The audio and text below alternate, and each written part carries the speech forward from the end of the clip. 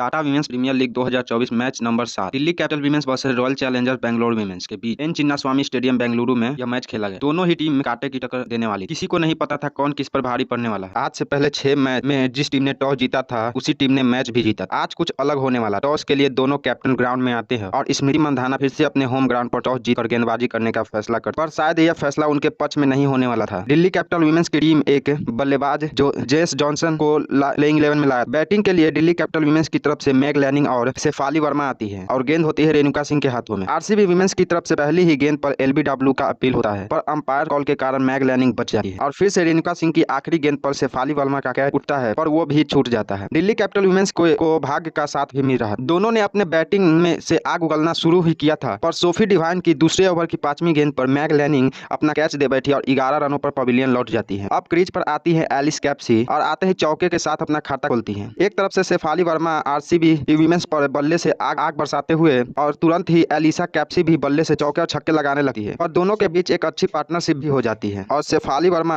छक्के के साथ लगातार दूसरा अर्धशतक पारी का खेलती है। पर अगले ही गेंद पर श्रीलंका के अगले ही गेंद पर शेफाली वर्मा अपना कैच वेरहम को दे बैठती है और 50 रनों पर पवेलियन लौट जाती है। क्रीज पर आती है जेमेमिया रिडेक्स। फिर से एलिसा कैप्सी को एक जीवन दान मिलता है, उनका कैच छूट जाता है। जेमेमिया रिडेक्स से बिना खाता खोले ही डी क्लर्क की बॉल पर सिमरन को कैच दे बैठती है और 0 रन पर आउट हो जाती है। क्रीज पर आती है मैरिजन कैप और थोड़ी ही देर बाद एलिसा कैप्सी अपना अर्धशतक पूरा करने से 4 रन पहले ही डी क्लार्क की गेंद पर बोल्ड हो जाती है और 46 रनों पर पवेलियन लौट जाती है। नई बल्लेबाज जैन जोनासन आती है और मैरिजन कैप के साथ मिलकर ताबड़तोड़ बैटिंग करती है। फिर सोफी डिवाइन की गेंद पर मैरिजन कैप कैच दे बैठती 32 रनों पर ही पवेलियन लौट जाती है। क्रीज पर आती है अरुंधति रेड्डी जो कि 10 रन बनाती है और जेम जोनासन 30 रन बनाकर दिल्ली कैपिटल वीमेंस को एक हाई स्कोरिंग रन 194 रन पर पहुंचा देती है। यह टाटा वीमेंस प्रीमियर लीग 2024 का सबसे हाई स्कोरिंग अभी तक का स्कोर था। दिल्ली कैपिटल वीमेंस की तरफ से पहली इनिंग सबसे ज्यादा 11 छक्के मारने का भी रिकॉर्ड हासिल किया था। स्मृति मंधाना को इस चेस को पूरा करने के लिए क्रीज पर आती है और उनका साथ देने आती है Sophie Devine. Delhi Capital women's अभी तक